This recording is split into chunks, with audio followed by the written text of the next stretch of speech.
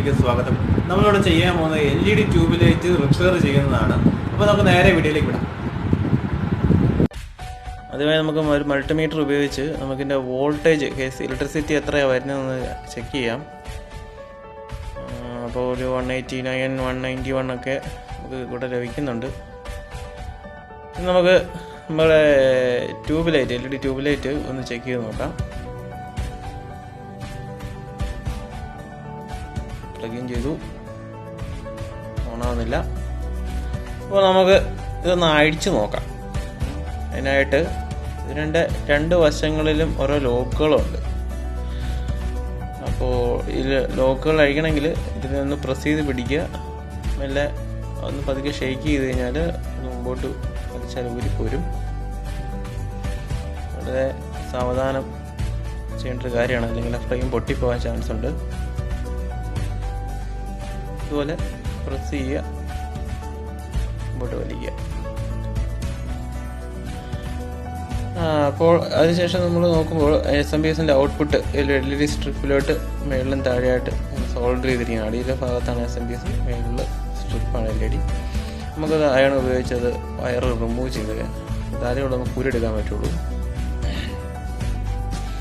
Wire remove ചെയ്തിട്ടുണ്ട്. ഇനി ഈ സ്ട്രിപ്പ് മെല്ലെ പുറകോട്ട് വലിച്ചു കഴിഞ്ഞാൽ നമുക്കത് ഫുള്ള് ഊരിയെടുക്കാം.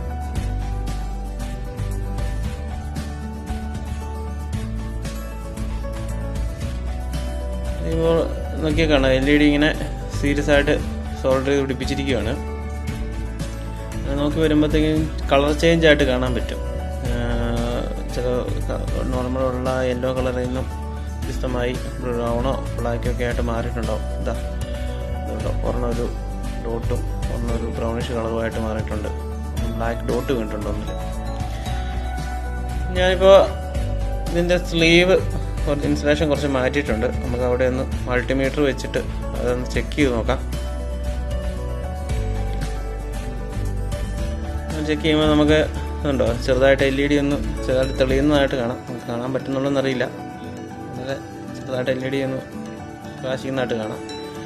പോയിട്ട് നമുക്ക് ബാക്കി LED നമുക്ക് റിമൂവ് ചെയ്ത് ബൈപ്പാസ് ചെയ്യാം. ഇപ്പം ബൈപ്പാസ് ചെയ്തതാണ്. നമ്മൾ ബൈപ്പാസ് സർജറി ചെയ്യുന്ന പോലെ നമ്മളതിനെ ബൈപ്പാസ് ചെയ്ത് കളഞ്ഞു.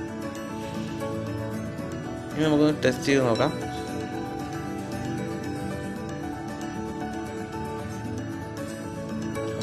നമ്മൾ ആ ബൈപ്പാസ് ചെയ്ത LED മാത്രം വർക്ക് ചെയ്യുന്നില്ല, ബാക്കിയൊക്കെ കത്തുന്നുണ്ട്. ഇനി നമുക്കിത് നമ്മുടെ ഫ്രെയിമിൽ ഒന്ന് തിരിച്ച് സെറ്റ് ചെയ്യാം.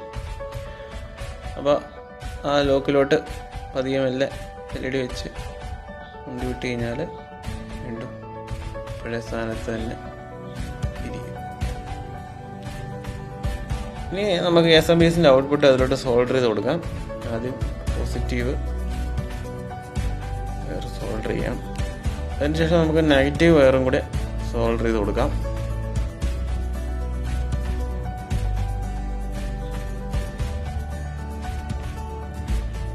നമ്മൾ നെഗറ്റീവ് വയർ സോൾഡർ ചെയ്തിരിക്കുകയാണ്. ഇനി നമുക്ക് ടെസ്റ്റ് ചെയ്യാം. അതിന് മുമ്പായിട്ട് ലോക്കൊന്ന് ഇടണം. ഈ സൈഡിൽ ലോക്ക് നേരെ ഇങ്ങനെ വെച്ചിട്ട് സെറ്റ് ചെയ്യുക, പ്രസ് ചെയ്യുക. സിമ്പിളാണ്. അതുപോലെ മറ്റേ ആയിട്ട് നമുക്ക് സെറ്റ് ചെയ്തെടുക്കുക. ഇനി നമുക്ക് ടെസ്റ്റ് ചെയ്യാം. അങ്ങനെ നമ്മൾ ചോക്ക് റെഡിയായിരിക്കുകയാണ്. ട്യൂബ്